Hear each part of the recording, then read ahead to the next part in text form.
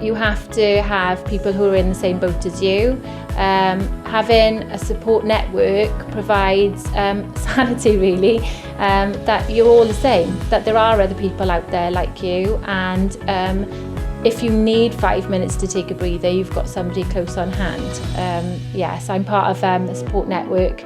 There's about 6 of us who meet up regularly, at least once a week. We get the children together, they all know each other, and if you then need a break, you've got people who you can call on.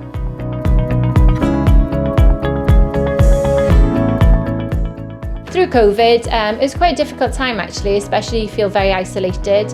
Having friends for support, we were able to meet up on the times that we were legally allowed to meet up, and we could walk, we could meet up outside. So yes, I think it's quite isolating through COVID. So yeah, we had our friends there as support networks, so we were all in the same boat.